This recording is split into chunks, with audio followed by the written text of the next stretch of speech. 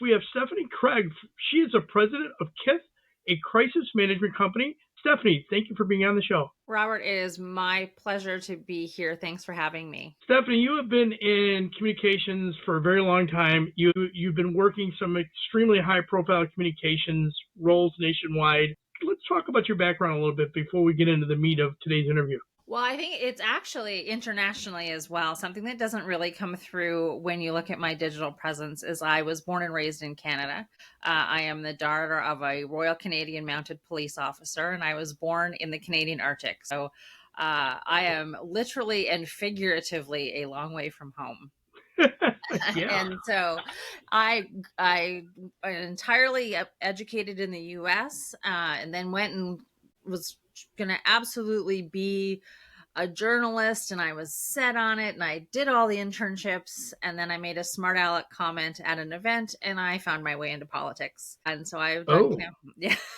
Listen to anyone that's young and listening. Smart aleck comments can have so many ramifications. Good or bad, right? Exactly. And this set me off on an adventure that I never, if anyone had ever asked me, I would never have even contemplated. So I have the distinction, because I don't think anybody really tracks this, of being the only person to work in the U.S. House and Senate and the Canadian House and Senate. Oh, okay. That's impressive. So you've dealt with, you've probably seen your fair share of scandals and all kinds of stuff going on there. So would you be considered like the what was the name of that movie, Scandal, or the TV show Scandal? Oh, I've been called Olivia Pope many times. I just say that I haven't had to deal with a dead body yet, and I don't have as good of shoes. Okay, there you go. Wow. Well, that's impressive, because anybody that can handle working in both the House and the Senate, you're definitely a better person than me, because I don't know if I can handle it. Well, my favorite thing has always been going out on political campaigns. And it's really because I like to be talking to all sorts of different people all the time. And I think that that's very informative, especially for communicators.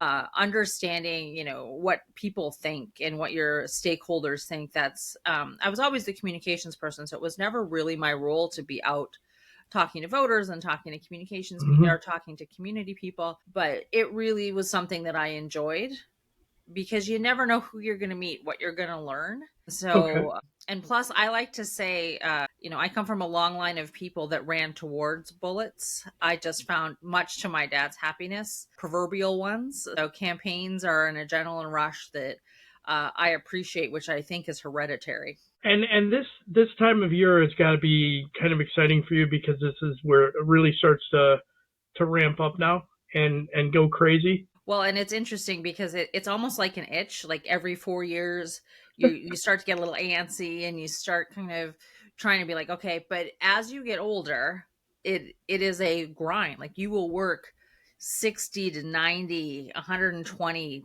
days in a row. And I think we both know that as you get older, it's a harder thing to work 3 months straight. And so I think I'm learning my limitations on campaigning. It's a harder thing just to get out of bed sometimes in the morning when you get older. It's true. Creaks and aches and all that other fun stuff. All right, so let's jump into today's interview. So let's talk about how can communication professionals gain input into their organization's messaging and strategic decisions. Well, my position on this comes from politics. Because of the very nature of politicians, they're always on, they're always communicating, they're always up for judgment. Communications people are very much their right hands. And that's because the strategic decisions always have to have a communications edge to them. And as I now work, I do no political work professionally anymore. And it's been quite surprising to me, honestly, that more communications don't have communications people sitting at the leadership table. And if you know anybody knows anything about Kith, we are, as you said, a crisis management company. So we come at things from a crisis perspective. And so many different situations can be headed off by having I will use the term external affairs in this context, voice at the table. And I actually wrote about this in reference to the Silicon Valley Bank. Okay. And if you know anything about that situation, the way they communicated was a big piece, not the underlying piece of their problem, but it really exacerbated it. And they did not have a communications person sitting at the table to say, if you say this, this is going to cause people to want to take their money out of your bank. And so I am a huge advocate for having a communications person sitting at the table who there are very few other people that have just the image of the organization as their prime focus. And communications people are those people. They're always thinking, hey, how is this going to land with this constituency? How is it going to land with this constituency? Communications people tend to be partners with, in the case of PIOs, with their different division leaders, with their different functionality leaders. They're partners with them to say, hey, you're going to make this decision, and in your vacuum it makes perfect sense, but as somebody that is taking care of the reputation of this police department or this fire department, I can tell you this is what's going to happen when it hits so and so or so and so.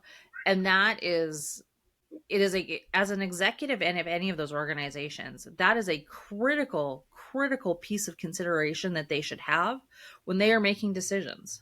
And if a communications person isn't sitting at the table, they don't have it. Right. So from a PIO standpoint, not from your political background and so on, but a strong communicator is very important in that position, in decision making. But in law enforcement and fire and even in local government, a lot of times they put somebody in there that's not very strong. They're just somebody that, you know what, you fill that role for a while and you'll be in there. What do you think? What do you think about that you really need to be strategic about who you put in that position? You can't just throw somebody in there because, oh, they got hurt and they need somewhere to go for 6 months, because like you said in earlier today, you said something and went into politics after that. I mean, it could even be worse for that employee because they could end up being terminated.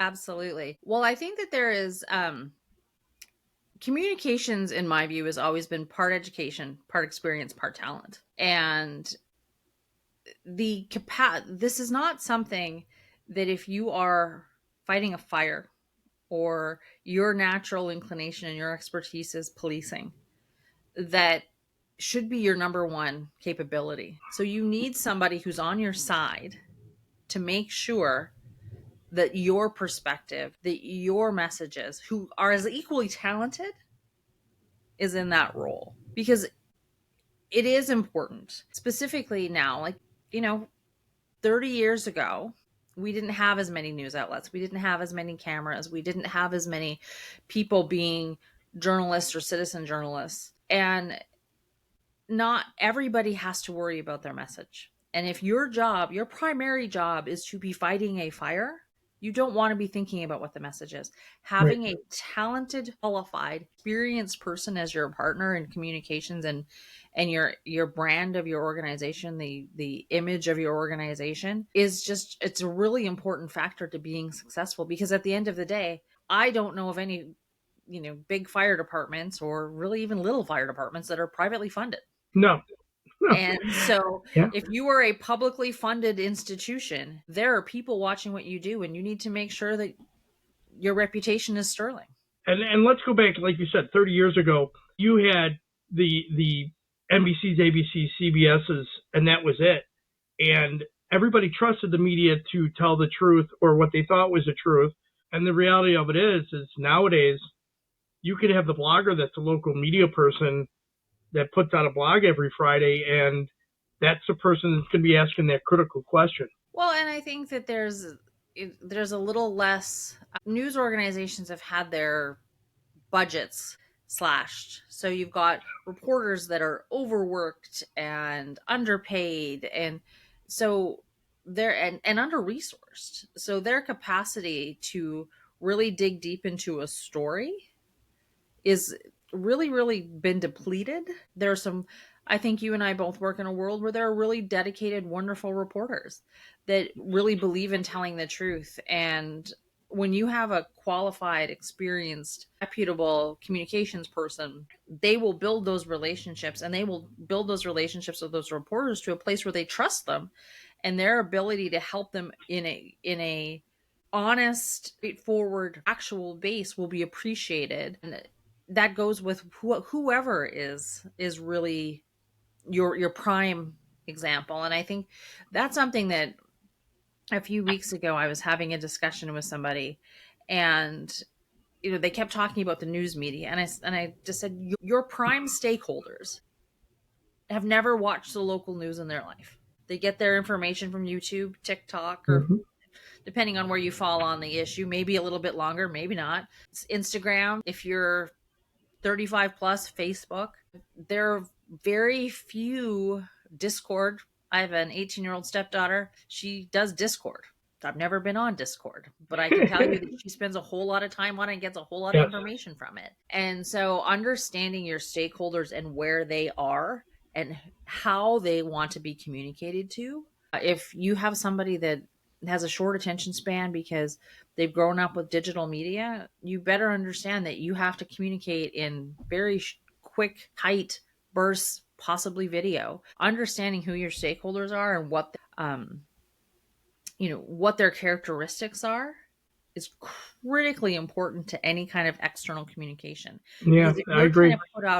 You're trying to put out even we work with a number of higher education colleges in warm parts of the country, so they have hurricane challenges and lots of weather, and they understand. And for folks that aren't familiar, community colleges, their age range is very wide, their technological savvy is very wide, so they have developed this very large communications web that involves tweet Xing 7 times a day so information gets out, but also sending out actual paper mailings. And so understanding your audience and how they communicate is a critical piece of all of this. I know there's a pretty good, he's not a journalist, but he's more like an influencer, Eric Qualman. And Eric Qualman used to do a thing every year, and it was the social media revolution. And one of the things he put out a couple of years ago,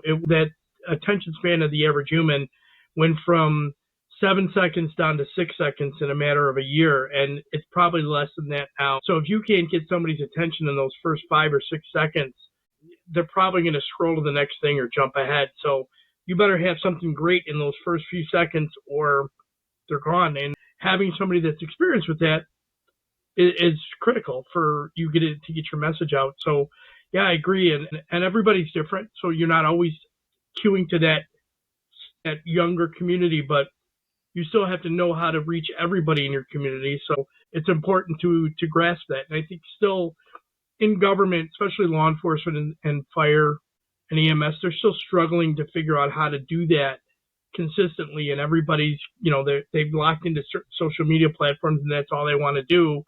And they're afraid to jump into others or try a different medium to try and reach out. And, the whole reason I started doing this podcast was to try and connect people to other PIOs across the country so that they could learn from each other. That's really what it was meant about. Well, and I think the other thing is a communications person in working in conjunction with people that are interacting day to day with their biggest stakeholders, their community, can say things like, okay, our community is largely Latino. Why are we not communicating in Spanish? Or our community is largely Vietnamese. Why aren't we also communicating in Vietnamese? And so that deep understanding is something that I think the on the ground people have and the communications people care about. And so them working together is going to make sure that the information that needs to get out from emergency notices to telling great stories. I was listening to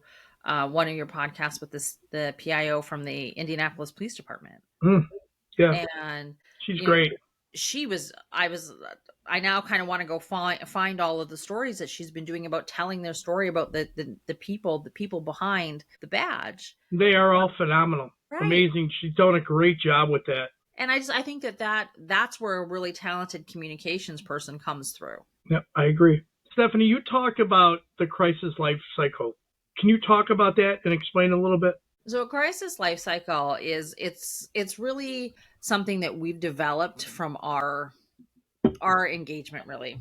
And so it looks, like so many different other ones, and it runs through learn, recognize, mitigate, navigate, and recover. And what we like to say is that you can learn at the beginning, which is what we really preach as an organization, which is there are a lot of things you can do before a crisis to prepare for it.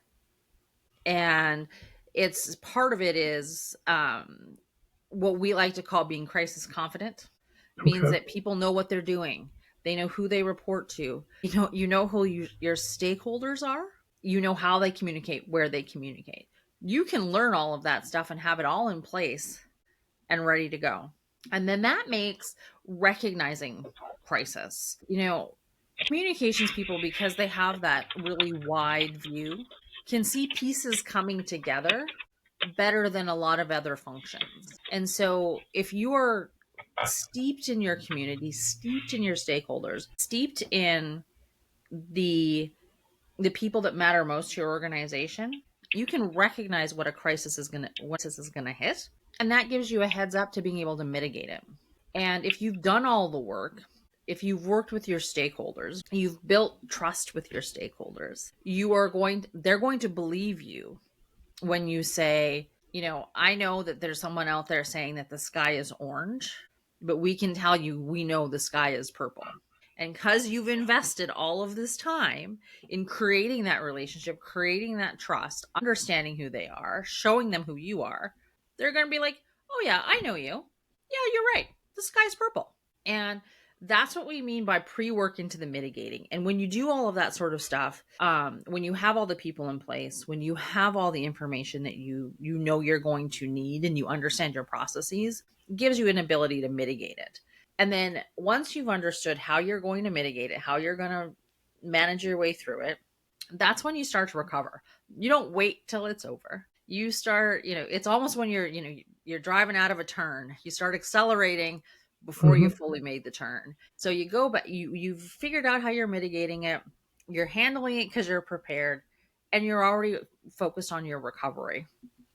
And then the learning. So if you haven't followed our advice, you're learning at the end because you've been through this, and it hurt, and it was a really bad day, and it was a really bad, no good day. And you are going to learn. I think regardless of if you've done the prep work, you should always take a look back and learn and say, this went well, this didn't go well, because then it's going to happen again. Right. And that's why it's a cycle, because it never ends. You're always learning. It's a crisis because it happens when you least expect it. And so that constant work is important. And we have something that we call a crisis of the month. It was originally titled "Oh Crap." We figured, I love it. We figured crap. That wasn't really, that's a good one. Oh crap! And so every month we send out a little prompt, and if anybody finds me on LinkedIn, I'm happy to add them to it. But we preach, we do workshops with people. We come in.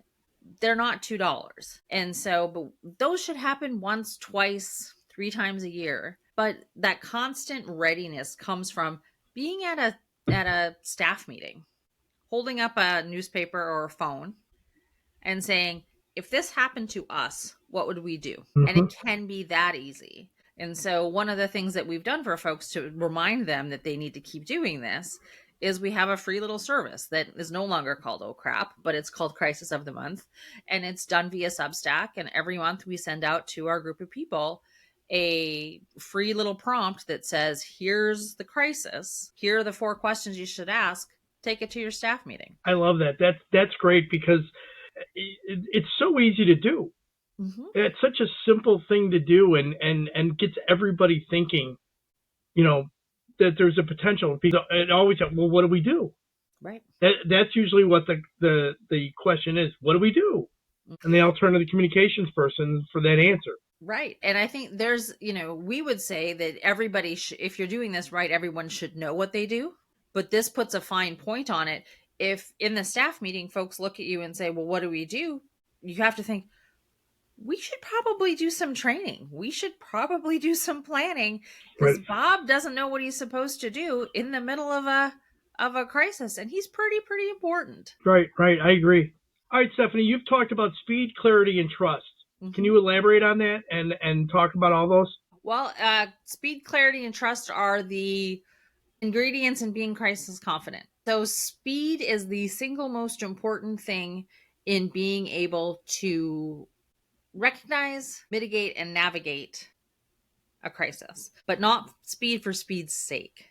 And what I mean by that is that you are fast because you know all the things beforehand. You are fast and you can see it because you've done the work.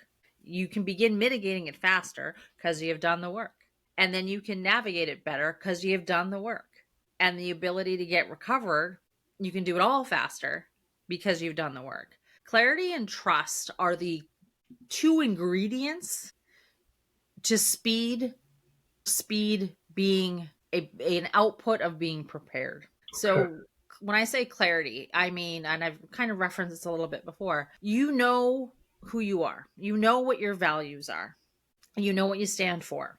You know who matters most to you. So who are your most important stakeholders? What matters to them? And you also know kind of what's going to knock you off course. For almost anybody that has a computer, it's a cybersecurity incident, or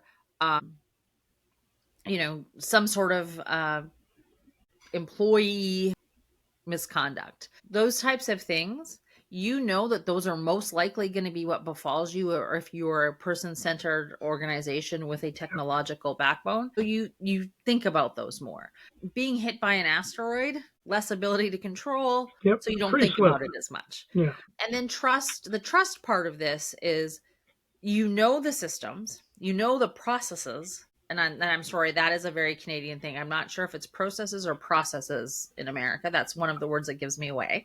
So you know the processes and the people will perform in the moment, and that comes back to what I just said. You don't want to be in an actual crisis and have Bob looking at you saying, I don't know what I need to do, or I don't know who I report to, or have anybody ask, who's the spokesperson and how do we approve a statement? You need to know all of that before the day. Right. And so that's the clarity on who you are, who matters to you, how you communicate, what your values are, the trust that all the people are going to do what they need to do. They're going to use the processes you've set out, and they're going to understand the different systems that you have. That equals the speed, because speed is an output of knowing what you're doing. Okay. And I think for the most part, most public sector agencies, especially law enforcement now, has gotten really good about knowing who their constituency is and knowing what their brand is. I know most agencies now are very consistent about their brand. They try to be. I think where some of them fall off at is that they're not very clear on how they're going to put that out because of legal issues that come into the way, or the politics that come into the way, because then you start getting trustees and mayors and council members and so on that might interject themselves into the process, right? And it's understanding that, because it's, for some folks, politics is natural. Me, for instance, I did not follow my father into the footsteps into law enforcement, because politics was just a more natural fit for me. So understanding those ramifications is really important. My dad used to tell me, he's like, I don't like lawyers, I don't like reporters, and I don't like politicians. And then I went and became two of the three and thought about law school. Right. And so I think it's very much important for people to work with people that have different functions and different talents, to think about that external. And what we call that is, it's something we talk about very, very well, which is second level thinking. And second level thinking is, okay, this is going to be the outcome of this. What is the outcome of that? So it's almost the ripple effects of what's going to happen. So we're going to create this partnership with this organization, and these are the benefits of it. Is somebody sitting there thinking, saying, okay, well, these are the benefits. Is this going to upset anybody? who are they connected with that could upset our most important stakeholders. So thinking through what the next step is, we call it the and thens and the 5 whys. Okay. So you ask, okay, and then, and I believe there's a Saturday Night Live sketch about this. And then, no, it's not Saturday Night Live. It's Dude, Where's My Car? It is a movie. And I am giving you so many insights into my Your humor. my Yeah, I like it. personality. Yes. Love it. So it's, and then what? And then what? And then what? And then you ask someone, okay, well, this is a great idea. Why? Blah, blah, blah, blah. Why? So you ask why 5 times. So people really have to think about the ramifications. So if you are a publicly funded organization, thinking, all right, we're going to do this, going to take this action. Who are our stakeholders, community stakeholders, government stakeholders? How is that going to land with the counselor from, X district? How is that going to land with the mayor? How is that going to land with our state legislature? So thinking through those ripple effects of decisions, when you were talking about reputation and you're talking about your brand name, and what we like to say is you own your brand, the public owns your reputation. Okay. And what we mean about that is that your reputation is what people think of you.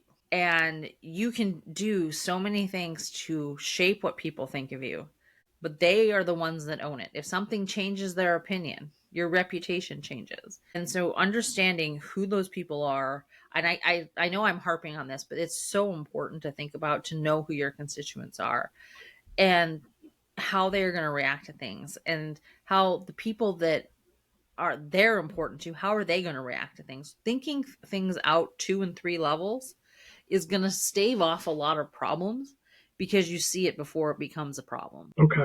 Got it. So let's talk about officer-involved shootings. How feasible is it for the agency to control the narrative, and is it even possible? Well, this is something that is very, very personal to me, being a cop's kid. So I'm going to leave the on the ground decision making to the people that do this in the day to day.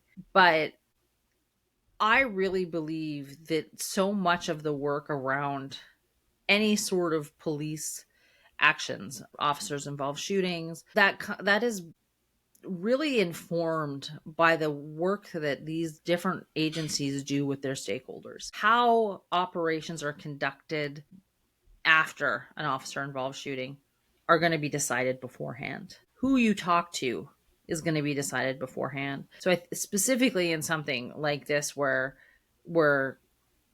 harm and people's lives have been affected, you need to be able to rely on decisions that were made before that moment. Decisions with those types of magnitudes should not be made at the time. So you, in a previous interview, you talked about that the crisis might be happening to an organization, but there are people in the organization that the crisis impacts. So what thought process should they have about that, and what considerations should a public sector agency have? I think it's a couple things that I've been thinking around this on 2 different fronts. I'm going to give a speech to a bunch of HR folks. Okay. And I'm building the deck, which PowerPoint is the bane of my existence. But the thinking around that is, a crisis happens, but no organization is made of cardboard. All organizations are made of people. And so ensuring that the HR folks, the human resource folks are sitting at the table in crisis preparation is important, because the people in the organization are going to be impacted. They're also messengers. So making sure you understand how to communicate with your own internal teams is important. Understanding that anything you send internally to more than 2 people is public. Understanding that making sure your employees understand that they may not be official spokespeople, but they're still messengers. And so working with your HR professionals to make sure that your employees are as informed as you feel comfortable with. Every organization is different, and everyone's levels of comfort are different. But making sure you understand that level of comfort, making sure you can understand how any decision is going to impact your employees is important. Employee morale in the midst of crisis is critically important. So working with HR to understand what's going to make your employees feel better. Not, in bad situations, no one's going to walk in and be Mr. Rogers, but what's going to make them feel more secure. Right. So that HR piece is important. But the other side of it is, and I've been thinking about this morning, and someone was talking about Boeing, Oh, the yeah. CEO of Boeing stepping down. So if something goes really off the rails, there are certain people that are going to be casualties of it. The head of an organization is the first one. And so understanding the ramifications of crisis decisions on the people that are important to you internally. And I'm always a little shocked when I'm talking to organizations and they don't list their employees as first, second, or third largest stakeholder groups, because these folks are the life breath of your organization. And everywhere from the top to the most recent hire, they need to factor into the decisions you are making because they're impacted. Yeah, no, absolutely. Here's another crisis I wanted to bring up, and it's kind of like, you know what, people are over it now, but the whole Princess Kate thing. I mean, what a communications nightmare. And I know it's a different world when you're talking to the British and the institution of the monarchy, but just from the general perspective of communication, there was so much mismanaged there. I mean, hopefully they were all fired. That was the communication team, but I don't think so. Well, I'm gonna preface this by saying, remember that as a Canadian, so I'm a Canadian and an American, but having grown up in Canada, I was a subject of the monarchy, and so I think folks that are from different parts of the world would have a different perspective because we have a front row seat to nothing's gonna derail the monarchy. You think back to 30 years, 1997, Camilla Parker Bowles was the most hated human being in most of the world because she broke up, Diana and Charles. And so I think there's a real it's the word I'm looking for, disconnect from their need to communicate. And I do truly believe that they could have weathered this storm, and it was truly probably Princess Catherine's. And I this is something that just makes me crazy. And I am not a monarchist, but her name is not Kate Middleton anymore. It makes me crazy. But it was her tolerance, I think, that drove the need to communicate. And when it started to be that being silent was going to hurt her kids more than speaking out would hurt her kids, I think that became the tipping point for them.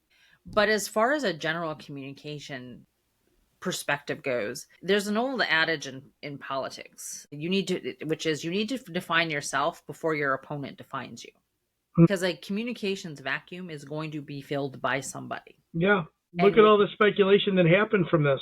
I mean, oh my God, it went on. TikTok was off the rails with it from everything. Yeah. Well, Blake Lively did an ad based on it. I did not know that. Yes, she literally did I think it was an Instagram story. She has this alcohol brand, Betty something. Yeah. And she photoshopped her head onto some 90-year-old body. And so, the speculation just became mainstream. Stephen Colbert, for instance. And they deserve a level of privacy? Absolutely. But understanding that because of their notoriety, that people are going to be curious, you have to figure out how to balance that. And in that is, should they have done some sort of announcement, use it as a teaching moment? They're actually much more in the vein of a police department or a fire department, right? They are publicly funded. And so they owe a little bit more transparency than I think they understand. Yeah. And I think the thing that got me the most upset about that whole thing was the whole Photoshop photo. Does anybody think that Kate put that photo out? I'm sorry, no, I don't think so. Right. I don't think she did that. I don't care if she said that she was asked to fall on her sword and put a statement out, but the reality of it is that was some staffer that said, let's put a photo out and not think about the leaves on the plants and how poorly the photo was. Nobody's going to figure it out. Well, and I think it's interesting though, because the more we got upset about it here, the more the Brits came to their defense. Yeah. Yeah. And that's something that's really knowing your stakeholders. We fought a war to get away from you folks. And I am based in Southern Virginia. I live in Yorktown, Virginia, the home of the surrender of the British. And so it is not lost on me that we are not their number one stakeholders. Right. I mean, the whole stiff British upper lip thing, I get it. That whole thing. All right, Stephanie, let's, anything you want to add right now? No, I was just going to say, I think that they thought that by talking about King Charles cancer, that was going to be enough of a distraction. But Right. They underestimate how loved Princess Catherine is. Yes, you're right. You're absolutely right. All right, let's go to some rapid fire questions. How about that? Texting or talking? Text. Chocolate or vanilla? Chocolate, without a doubt. Canadian Coffee chocolate. there you go. Coffee or tea? Cop's kid, lots of black coffee. Adult drink of choice? I don't drink. Oh, okay. Is there a book or author who's had an influence on you? This is going to sound strange. It's not a particular author, but it was my mom who instilled a deep, deep love of reading. I currently have 5 books on the go. That's okay. Nothing wrong with that. If you could have a superpower, what would it be? Invisibility. I'd want to be places where no one knew I was. There you go. Ask permission or beg for forgiveness? Forgiveness. Absolutely. What place do you most want to travel to? Easter Island. I am obsessed with how those Maori statues got there. Guilty pleasure food? Oh, something I cannot eat because I am deadly allergic to it. Lobster. Ooh, that's too bad. If you could choose to have coffee with any historical figure, living or dead, who would it be? My dad. My dad passed away last year, so it would be. Oh, I'm sorry. Sorry to hear that. What key points would you like to add to our listeners today? What can they take away from the interview? I think the fact that your folks are PIOs, just my indebted respect for them and gratitude for what they do. It's not an easy job. I think people, if you're of a certain age and you've watched Bridget Jones, they talk about fanning around with press releases. That isn't this job. It's very personal. It's literally 24/7. And it's my deep, deep appreciation for what your listeners do. And I'm sure they'll appreciate that. Stephanie, how can people best reach out to you if they want to connect or if they need your company services? Well, I'm on LinkedIn. And then they can email me. My email address is S as in Stephanie, Craig, CRAIG, @Kith, KITH.co. There is no M. I will add all that into the show notes so people will be able to find it. Stephanie, thank you for coming on the show. That's Stephanie Craig from Kith Communications. Thank you. Thank you.